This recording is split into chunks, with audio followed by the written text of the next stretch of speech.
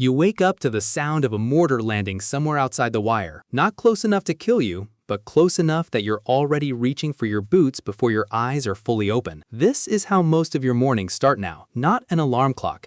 An explosion you've learned to measure the distance of just by sound, half asleep, on instinct alone. You're 23 years old, and your job title sounds almost gentle compared to what it actually means. Combat medic.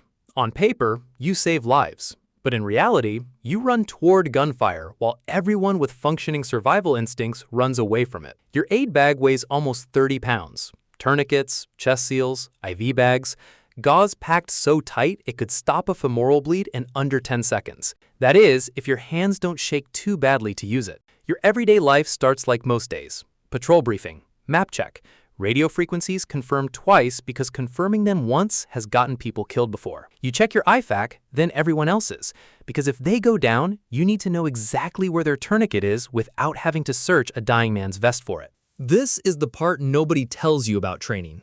How much of saving a life depends on muscle memory built weeks before you ever need it. 3 hours into patrol, the radio cracks. Contact, contact, contact. Then the words that turn your stomach into ice. Medic up. You don't think. Your body just moves. 40 meters of open ground between you and the wounded soldier, and every one of those meters is being actively shot at. This is the part of the job that never makes it into recruitment commercials. You are not a protected status out here. The enemy doesn't see a red cross. They see a target running into the open. You reach the wounded soldier. Gunshot wound, upper thigh, blood pooling faster than should be physically possible from a human body. You apply the tourniquet high and tight, the way you were trained, the way you've now done for real 4 times this deployment. He's screaming. You're calm, or you look calm, because looking calm is sometimes the only medicine you have left to give. Tactical Combat Casualty Care Doctrine calls this phase care under fire. It's a clinical name for one of the most terrifying 10 seconds a human being can experience.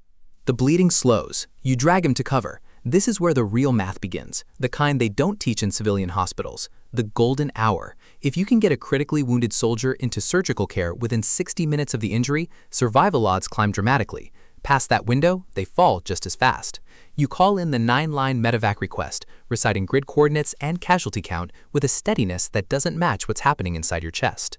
The helicopter is 11 minutes out. 11 minutes that feel like 11 hours. You keep talking to him, not because conversation matters, but because a casualty who's still talking is a casualty whose brain still has enough blood reaching it. You've learned that silence is the warning sign, not screaming. Screaming means he's still fighting. It's the quiet ones you panic over. This time he makes it. The bird lifts off and you stand there for 1 breath longer than you should, watching it shrink into the sky, before someone calls a name and reminds you the patrol isn't over. There's no time to process what just happened. No debrief room, no counselor waiting. You sling your aid bag back over your shoulder and keep walking, because the mission doesn't pause for what your nervous system just survived. Not every call ends like that one. There are others, and this is the part of the job that quietly destroys people from the inside.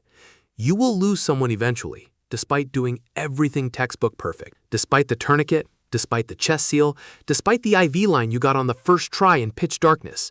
Sometimes the human body simply runs out of time before the helicopter arrives, and there is nothing in your aid bag that fixes that. You carry that weight differently than a soldier carries a kill. You carry it like a debt you'll never finish paying. Back at the outpost, life tries to look ordinary again. You eat whatever the dining facility has left, usually something reheated beyond recognition.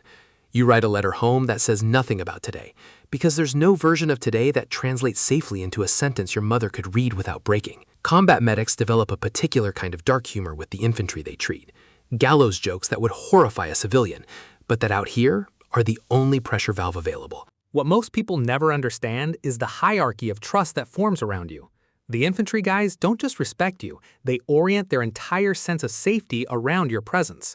Studies on unit cohesion in combat consistently show that having a medic nearby measurably reduces a soldier's psychological strain even before anyone gets hurt. You're not just treating wounds, you're carrying the emotional floor an entire squad stands on. Eventually, you'll go home. The physical wounds you treated will heal on other people's bodies.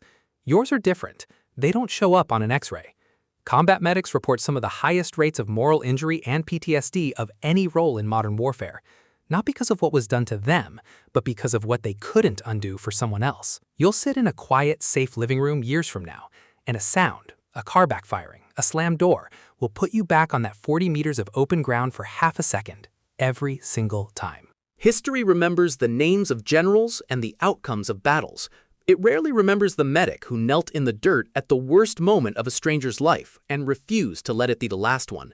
But that, more than any victory, is what war actually runs on.